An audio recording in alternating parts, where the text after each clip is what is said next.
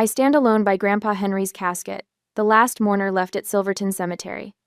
My fingers trace the rough grain of the simple wooden box while everyone else heads to their cars, relief evident in their hurried steps. The small jar of honey in my hand catches the late afternoon sun, turning the contents to liquid gold.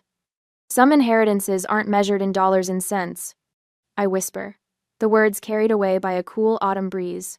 The memory washes over me sitting on Grandpa's lap at 8 years old, giggling as he let me dip a finger into fresh honeycomb.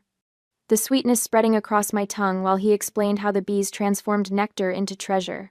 That was before the family decided Honey Ridge Farm was a burden, not a blessing.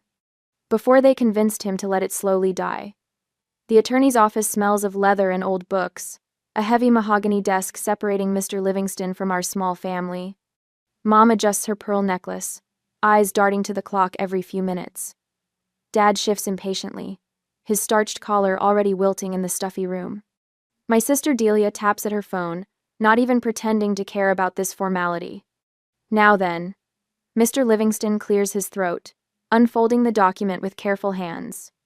Regarding the property known as Honey Ridge Farm, consisting of the main residence, outbuildings, and 2.5 acres in Silverton.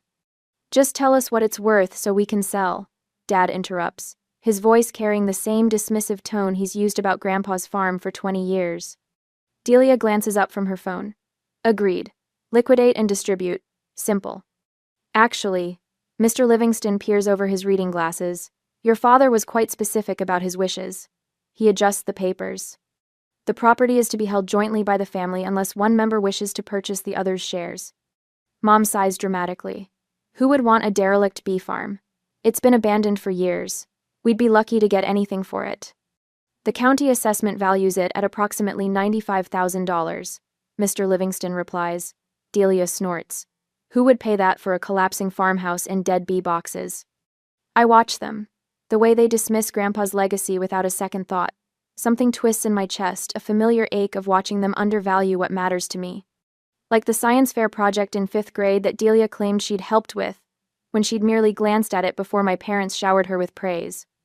Or the way they beam with pride at her corporate promotions while referring to my administrative job as sensible and practical, their code for unambitious. What they don't know is that beneath my practical exterior lies 6 years of quiet rebellion, 6 years of brown bag lunches, thrift store clothes, and a tiny shared apartment.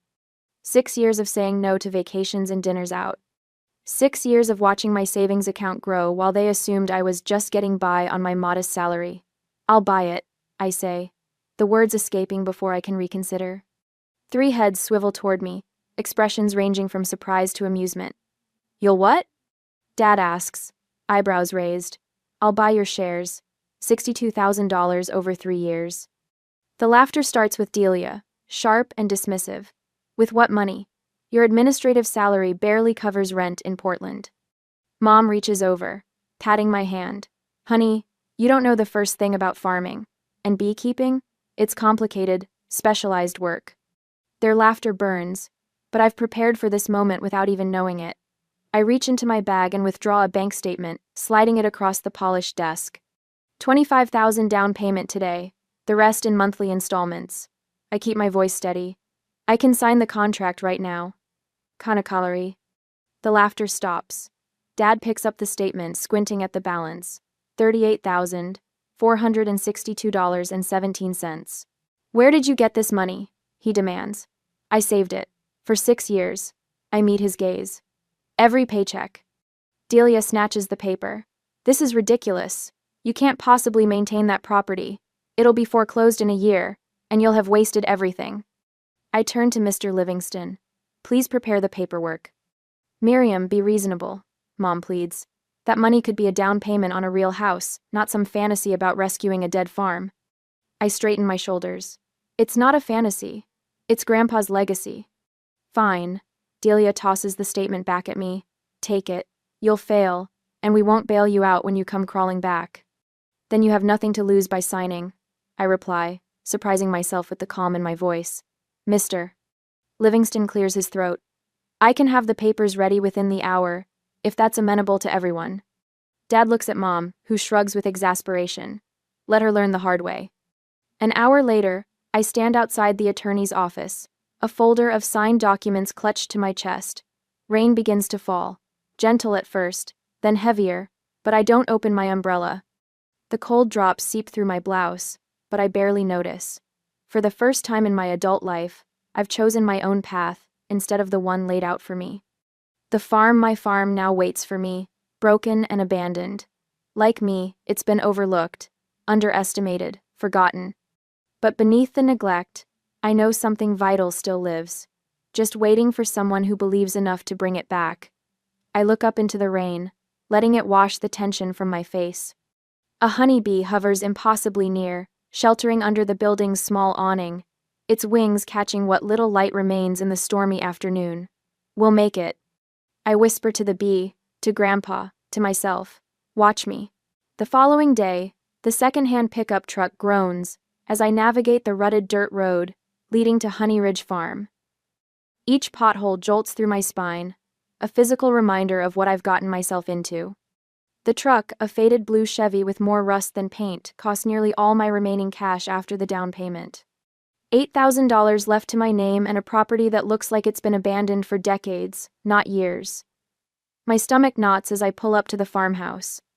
The white paint has surrendered to weather, peeling away in long strips like discarded snakeskin. The porch sags in the middle, a toothless smile of broken boards and missing railings. Tall grass and wild blackberry vines swallow the lower half of the structure. What have I done? I whisper, clutching the steering wheel until my knuckles blanch. I force myself out of the truck, boots crunching on gravel and broken glass. The late April sun beats down, as I survey what's mine, now overgrown fields stretching toward distant tree lines, collapsed wooden structures that must have been beehives, equipment rusted beyond recognition. Something tightens in my throat as I approach the weathered shed behind the house. The padlock hanging on the door is new. Grandpa must have replaced it before he got too sick to visit. I fumble with the key from the attorney's envelope and push open the creaking door. The smell hits me, first beeswax and wood, sweet and earthy. Dust motes dance in sunlight streaming through grimy windows. Tools hang on the walls in perfect order, untouched for years but meticulously arranged. A workbench spans one wall, jars of unidentifiable substances lined up like soldiers. My fingers brush over a leather-bound book centered on the workbench. Honey Ridge Journal, 1974 to 2018. I open it to find Grandpa's handwriting, neat and precise, chronicling decades of bee colonies, honey production, and weather patterns. I thought the Collins family sold this place years ago. I startle, dropping the journal with a thud. An elderly woman stands in the doorway, her silver hair pulled back in a no-nonsense bun, eyes sharp despite the wrinkles surrounding them. Mrs. Jenkins? Recognition flickers as childhood memories surface. I'm Miriam, Henry's granddaughter. I know who you are. She steps into the shed, appraising me with a critical eye. You were the quiet one, always following Henry around with those big eyes, asking questions. I nod, surprised she remembers. I bought the farm from my family. Bought it? Her eyebrows shoot up. Well, that explains why your father looked like he'd swallowed something sour at the funeral. Man never did appreciate what Henry built here. My laugh comes out hollow. None of them did. Mrs. Jenkins moves closer, examining the journal. Your grandfather created something special with those bees, had a way with them nobody else did. I don't know the first thing about beekeeping, I admit, the reality of my situation sinking deeper. But I couldn't let it go to developers. She studies me, head tilted. You need to find Thomas Hale. He was your grandfather's right hand for 20 years. Thomas Hale? The name sounds vaguely familiar. Ornery old cuss who knows more about bees than most books. Works part-time at Peterson's Hardware in town. She heads toward the door. Find him. He's your only shot at making this place work again. 2 days later, I spot him at the hardware store, tall and lean, with weather-beaten skin and steel-gray hair tucked under a faded baseball cap. He's explaining something about wood glue to a customer, hands moving in precise, economical gestures. I wait until the customer leaves before approaching. Mr. Hale? I'm Miriam Ross. Henry Collins was my grandfather. Indicia. His face hardens instantly. Collins' family never cared about those bees. 20 years of work, abandoned like yesterday's newspaper. I bought the farm, I say, The word's still strange on my tongue. From my parents and sister. He snorts. Good luck with that, city girl. I pull Grandpa's journal from my bag and open it to the last page. A loose sheet falls out, a handwritten note in shaky script. Thomas knows the secret. Trust him with Honey Ridge. Something in Thomas's weathered face softens as he takes the paper, his fingers tracing Grandpa's handwriting. His eyes, pale blue and sharp, study me with renewed interest. You're serious about this? Not just looking to flip the property? I put down my life savings, I answer. I have exactly $13,000 left, a farm I don't know how to run, and a family waiting for me to fail. The next morning, Thomas meets me at Honey Ridge. We walk the property in methodical rows, his notebook filling with observations. He stops at each collapsed hive, occasionally salvaging a piece of equipment or frame. I don't have skills, I tell him bluntly as we rest beneath an ancient oak tree. Just determination and what's left of my savings. I can offer you $15 an hour. No favors, fair wages. We rebuild together or not at all. Thomas studies me carefully, the silence stretching between us. Bees know when someone's honest, he finally says. They can sense intention. Your grandfather understood that. Clace. He points toward a distant tree where something dark clusters against the trunk. See that? Wild swarm. Your grandfather's bees never really left. They've been waiting. The next week crushes what little optimism I'd mustered. The bank loan officer barely glances at my business proposal before rejecting it. Too risky for conventional financing, he explains, not meeting my eyes. I tack a calendar to the farmhouse kitchen wall, circling the date 10 months away when my first payment to the family is due. My phone buzzes constantly with Delia's texts. Given up yet? Ready to sell? You could still recover some of your investment. I ignore them all. Thomas arrives each morning at 7, teaching me beekeeping fundamentals between clearing overgrowth and repairing equipment. His patience never wavers as I fumble with smokers and protective gear. When he discovers Grandpa's queen breeding records tucked behind a loose board in the shed, his eyes light up. This is worth more than gold if we can resurrect this lineage. He breathes. Henry was breeding for disease resistance decades before it became standard practice. One evening, as sunset paints the sky amber and gold, we clear the final section of overgrown brush near the eastern property line. Water glistens in the fading light, a spring-fed pond I never knew existed, hidden by years of neglect. Perfect spot for the first new hive. Thomas says, satisfaction warming his voice.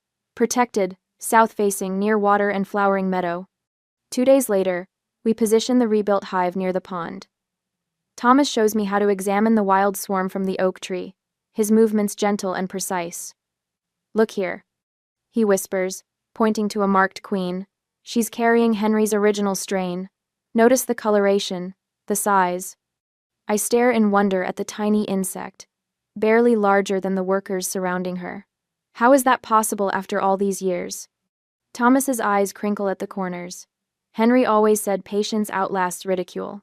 He was right about most things. That night, I slept in the farmhouse for the first time. No electricity yet, but the spring water runs clear, and candles illuminate the kitchen, where I write in my own journal by flickering light. Outside, crickets sing to the moon while somewhere in the darkness, Grandpa's bees have come home. So have I. By the end of the summer, the FSA microloan approval letter trembles in my hands.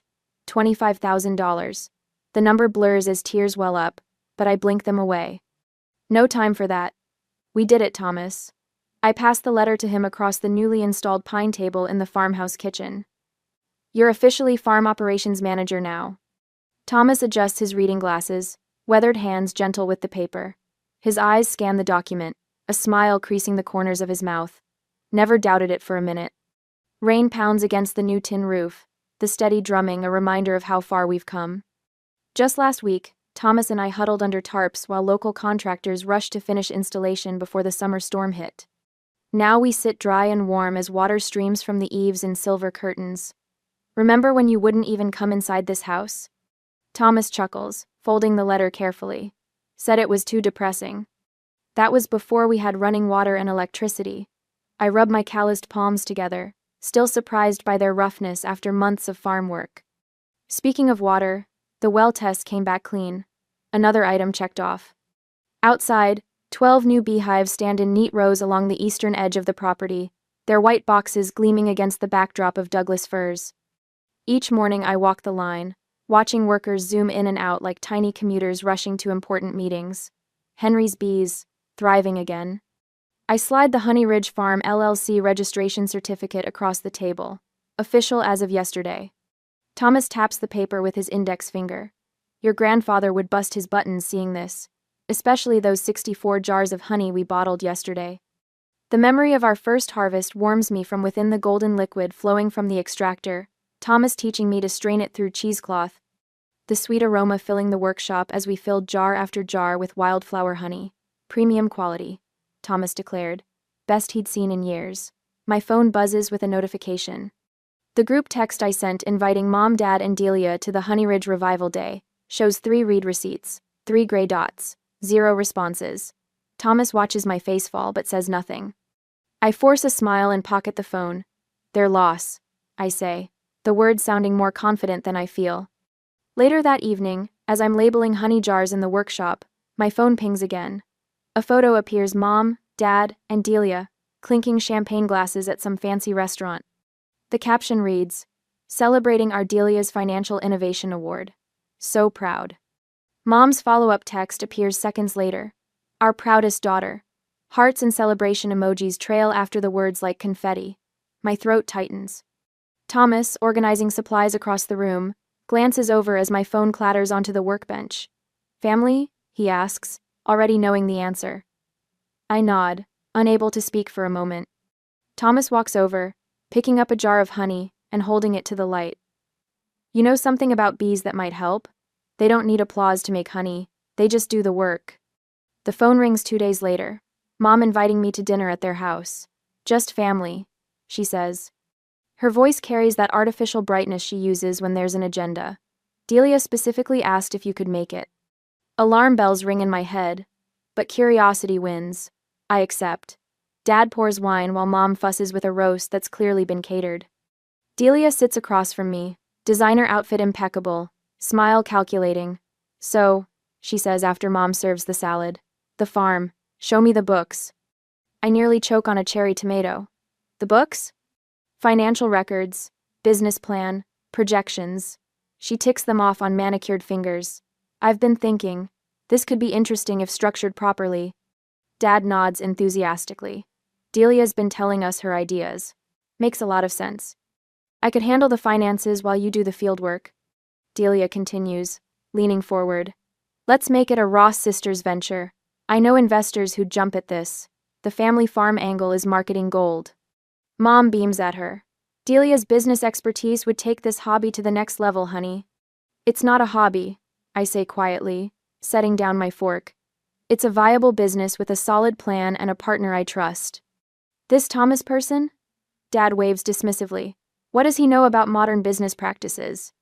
He knows bees, I answer, and loyalty. Delia's smile hardens. Miriam, be practical. You need me. I stand, folding my napkin. Thank you for dinner. I need to get back to check the hives.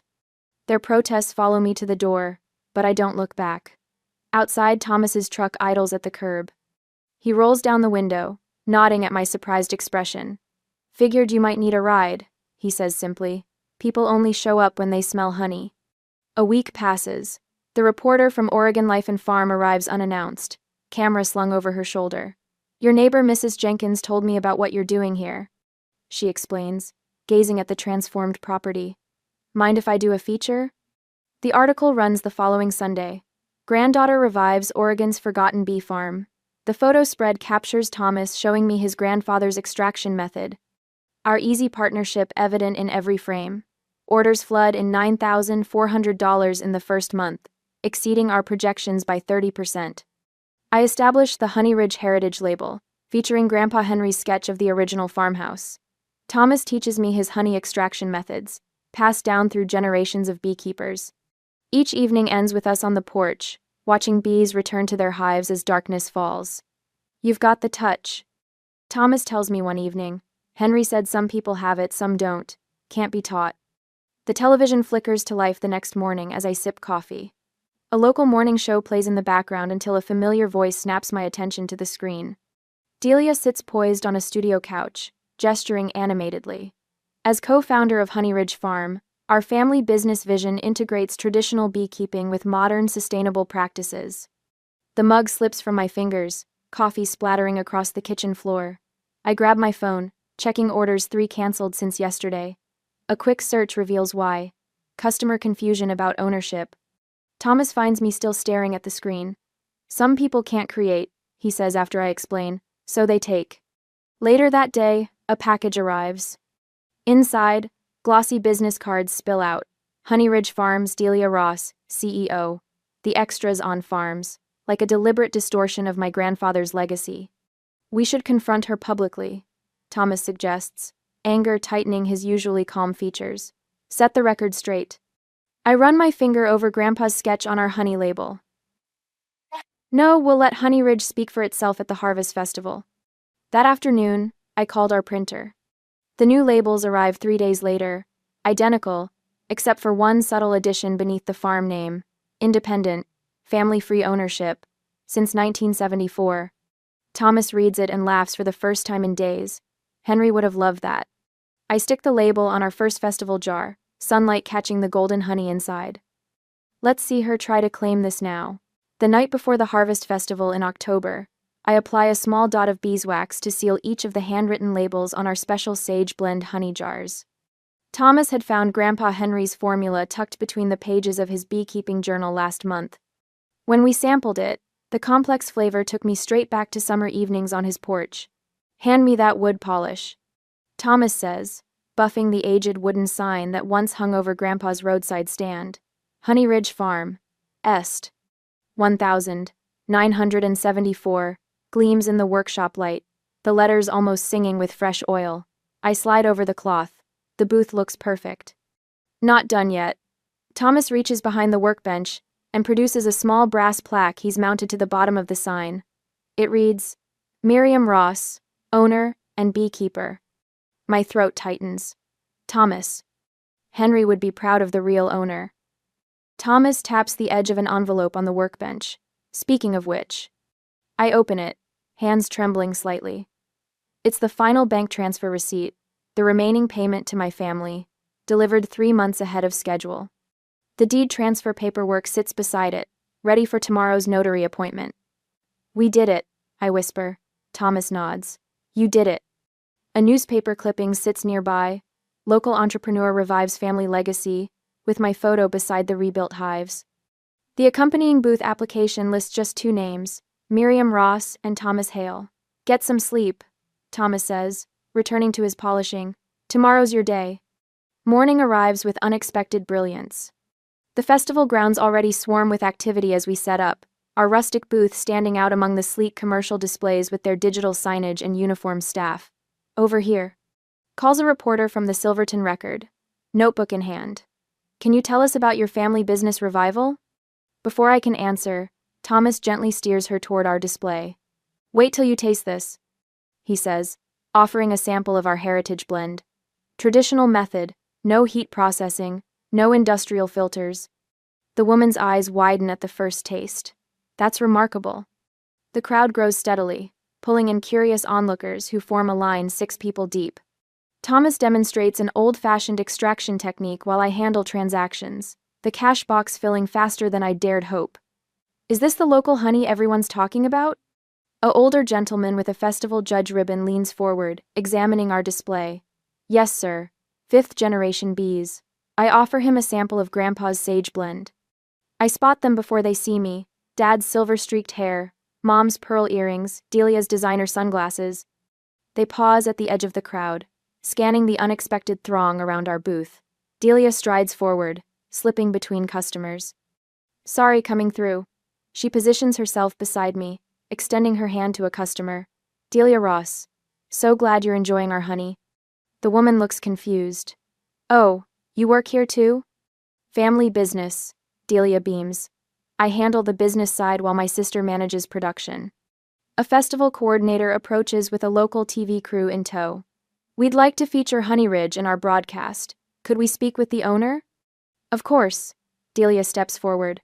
The coordinator glances at his clipboard. That would be Miriam Ross? Right here, I say quietly. stepping from behind the cash box. The reporter turns to Thomas, who's demonstrating how to test honey viscosity. And you must be the founder? Thomas chuckles, his weathered face crinkling. No, ma'am. Just the caretaker. For Henry. And now for his granddaughter. Delia edges into frame as the camera starts rolling. The reporter continues interviewing me about the farm's revival, and I catch Mom nudging Dad, their expressions a mixture of surprise and calculation. A customer points to Delia. You must be so proud of your sister's achievement. Delia's smile freezes. We're all very invested in the farm's success. When the photographer from the Agricultural Quarterly asks for photos, I casually unfold the paid-in-full land contract across our display table. The camera clicks capture Delia's tight smile as the festival judge returns, blue ribbon in hand. Heritage Revival Award, he announces, pinning it to our booth. Best traditional product and presentation. Dad approaches awkwardly. Congratulations, Miriam. We didn't realize you'd made such progress. Thank you. I keep arranging jars, not meeting his eyes. Mom hovers nearby, fingering the blue ribbon. The booth looks charming. As the afternoon progresses, local business owners slip me their cards. We'd love to stock your honey at Riverdale Market. The Westfield B&B wants to feature local products in guest welcome baskets. A representative from the Agricultural Extension Office discusses potential grant opportunities for heritage breed preservation. Your grandfather's queen breeding program has historical significance. We should talk about conservation funding. During a brief lull, Delia corners me behind the booth. You could have included me. Her voice drops to a hiss. I've been offering to help for months. I meet her gaze steadily. Like you included me in your successes? The words come out calmer than I feel. All those award ceremonies I attended, all those congratulations I offered, you never once thought to share the spotlight. That was different. My achievements were individual, just like mine. I turned to help a customer. Thomas steps between us, sample tray in hand. Fresh batch just arrived. He tells the waiting customers, then adds quietly, family doesn't always share blood, sometimes just purpose. Delia's expression hardens. She rejoins our parents, who stand awkwardly at the edge of the continuing crowd. As they walk away, Delia glances back at the thriving booth, at the customers eagerly purchasing jars of honey, at Thomas and me working in seamless coordination. I exhale slowly, tension draining from my shoulders. You okay? Thomas asks, sliding another tray of samples onto the table. I nod, watching my family's retreating backs. I think I finally am. When December comes, the farmhouse windows rattle against wind that carries ice instead of air. I press my palm against the cold glass, watching the snow blanket Honey Ridge Farm in white silence. My phone vibrates on the counter, the hospital calling again. Miss Ross? Thomas's condition has worsened overnight. The pneumonia isn't responding to the initial treatment. My throat tightens. I'll be right there. I grab my coat and the small jar from the kitchen shelf. Late season honey, amber gold and thick. The last batch Thomas and I harvested before his cough turned from annoying to alarming. The hospital corridor smells of antiseptic and fear. Thomas looks smaller somehow, oxygen tubes threading from his nose, monitors beeping their mechanical lullaby. His weathered hands rest atop white sheets, strangely still without their usual purpose. You brought the good stuff, he whispers when he sees the jar, his voice scraping like winter branches against a window. The wildflower batch. Grandpa's favorite. I place it on his bedside table, twisting the lid open so the sweet scent might combat the hospital's sterility. Thomas shifts, wincing with the effort. January's the hardest month for the bees. You'll need to check the ventilation holes. Clear any dead bees from the entrances after snowfall. I've got it covered, I say, though worry gnaws at my certainty. The syrup ratio changes in deep winter. 2-to-1, not 1-to-1. His breathing catches, triggering a coughing spell that leaves him exhausted. Save your strength, I urge, but Thomas shakes his head. The colonies need you now.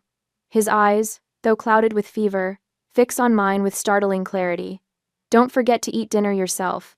You forget when you're working. I pull out a notebook, writing down every instruction while fighting back tears. I promise to follow every step. Thomas nods, satisfied. I show him photos of Honey Ridge on my phone, the hives wrapped in their winter insulation. The workshop organized just as he taught me. the new queen rearing equipment we'd ordered before he fell ill. Henry would be proud, he says, his calloused fingertip hovering over the screen, of both of us. My phone interrupts with a text from Mom. Thinking about hosting family Christmas at the farm this year. The property photographs beautifully in snow. I silence the phone without responding. When a nurse comes to check Thomas's vitals, I step outside to find 3 missed calls from Delia. Her voicemail plays with manufactured enthusiasm. Mir, I've got a fantastic photographer who could do a professional shoot for the brand. Thinking we should revamp the marketing strategy before spring. An email notification follows. A business proposal for Ross Family Apiaries with Delia's marketing firm handling distribution. The sudden interest in Honey Ridge burns like winter wind against exposed skin.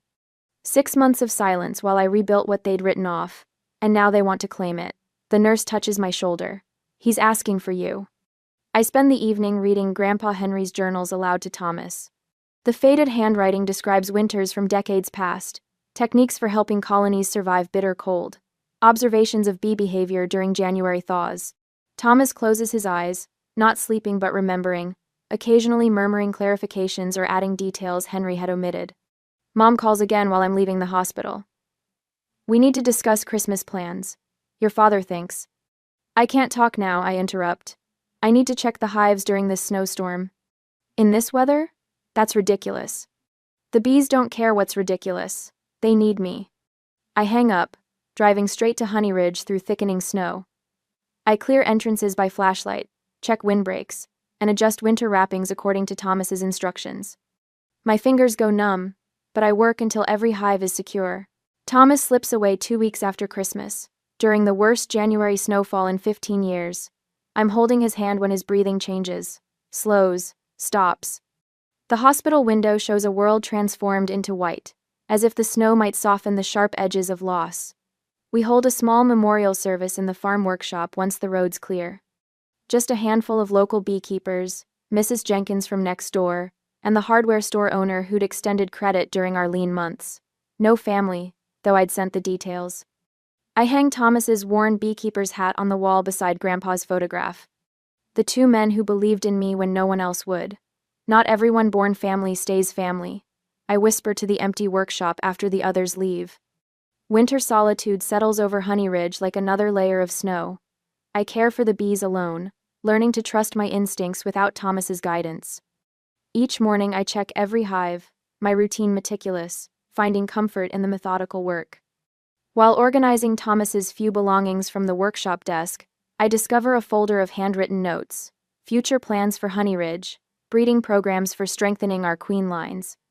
Expansion possibilities he'd been researching. His final gift, contact information for a regional organic co-op, with a post-it note attached, when you're ready. Spring arrives with unexpected visitors. I'm inspecting a newly active hive when tires crunch on gravel. My parents' luxury SUV pulls up beside Delia's sleek company car. There she is.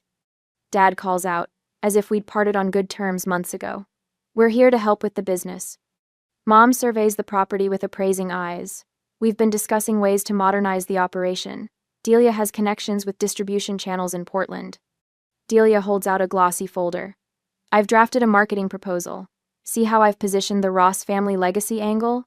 My name fits perfectly in the executive leadership section. I close the hive carefully before standing to face them. Without speaking, I gesture for them to follow me. I walk them through the thriving apiary, past the expanded extraction room, to the workshop where Thomas's memorial sits alongside Grandpa's. Honey Ridge isn't a family business. I say finally, my voice steady. It's my promise to 2 men who believed in me. I point to Thomas's hat, to Grandpa's photograph. They taught me that some things aren't measured in dollars or corporate connections. They're measured in honest work and keeping your word. Dad starts to argue, but stops at something he sees in my face. Mom's smile falters, her eyes darting to Delia for support. You can't run this alone. Delia insists, though uncertainty creeps into her voice. I'm not alone. I gesture to the bees working in the spring sunshine, to the farm coming back to life. I never was. They leave without the confrontation I expected, Mom glancing back once with an expression I can't quite read. Delia storms to her car without looking back. I return to the hives, where thousands of workers continue their ancient dance of survival and creation, indifferent to human drama, focused only on what sustains them, just as Thomas taught me. I stand at the edge of the flowering meadow, watching 36 hives pulse with life as the summer sun warms the backs of my honeybees. A year has transformed Honey Ridge from a forgotten inheritance to the talk of Silverton County. Wildflowers sway in the gentle breeze, a living testament to what stubbornness and belief can create. "Miss Ross? The school group is here," calls Melissa, the agricultural student I hired last spring. Her enthusiasm reminds me of myself at 8, wide-eyed in Grandpa's workshop. "Coming," I answer, straightening my work shirt. The Sustainable Agriculture Stewardship plaque catches the sunlight from its place beside the extraction room door, validation I never sought, but welcome all the same. Inside the expanded honey shed, stainless steel equipment gleams where rust and cobwebs once claimed territory. Children from Silverton Elementary press their noses against observation windows as worker bees deposit their golden treasure. Their teacher, Mrs. Patterson, catches my eye and nods with approval. The same woman who taught me in 5th grade now brings her students to learn about ecosystems from me. "Who can tell me why bees dance?" I ask, slipping into the rhythm of the workshop I've given dozens of times now. A boy in a red baseball cap raises his hand. "To tell other bees where the good flowers are." "Exactly right," I smile, pointing to the observation hive where forager bees perform their ancient figure-8 waltz. Just like people share good news with friends. When the tour ends, a familiar silver sedan pulls into the drive. My stomach tightens as Delia steps out, her designer heels sinking slightly into the gravel. She's alone this time, no parents flanking her like twin shields. "Your workshop looked impressive," she says, glancing around the property with new eyes. "National Organic Certification. Your name in that agriculture magazine. Not bad for a dead bee farm." I don't rise to the bait. "Thanks for coming. What can I do for you?" She fidgets with her car keys. "I should have supported you from the start." The words hang between us, unexpected and tentative. I wait, letting silence draw out what lies beneath. "I was jealous," she continues, swallowing hard, "of your independence, your courage to just leap. You built something real while I've been chasing promotions that don't matter." Her admission washes over me without the vindication I once imagined. Instead, I feel only the weight of wasted years. "Want a tour?" I offer, gesturing toward the apiary. We walk the rows of white hives named for constellations, Grandpa's way of mapping his world. The tension between us thaws with each step. "These are Thomas's modifications," I explain, showing her the ventilation system he designed before his passing. He changed the whole game for winter survival rates. "Mom and Dad never mention him," Delia says quietly, like they want to forget anyone who proved them wrong. Sunlight catches in her hair the same shade as mine as she stops to watch bees return laden with pollen. For a moment I glimpse the sister I might have had. "I was thinking we could start over," she suggests. "Sister to sister. No business, just family." The old Miriam would have jumped at this olive branch, starved for approval. But the woman who coaxed Grandpa's queens back to life knows better now. "Family isn't taken, Delia. It's earned." Her face falls slightly, but she nods. "Fair enough." At the honey house, I hand her a small jar with a special gold label. Grandpa's sage blend. We found his recipe in the old journals. She studies the jar, then meets my eyes. "Will I ever be welcome here again?" "You're welcome as a visitor," I tell her honestly. "Not as an owner. Some things can't be shared until trust is rebuilt." After she leaves, I walk to the apple tree where Grandpa's wooden bench now stands restored. Thomas's straw hat hangs from a low branch beside me, my daily reminder of promises kept. The conservation easement papers sit in my lap, ensuring this land remains agricultural for generations. I open Grandpa's journal to the inscription I read each evening: "Patience outlasts ridicule, truth outlives lies." Golden light filters through apple blossoms as I watch my bees return home. Workshop laughter drifts from the honey house where visitors gather. 36 hives hum with life, each queen descended from Grandpa's original strain. Grandpa planted, Thomas tended. I just learned to believe, I whisper to the fading day. Across the field, jars of honey catch sunset light through the workshop window, transforming ordinary glass into vessels of liquid gold. And good things, they always find their way back.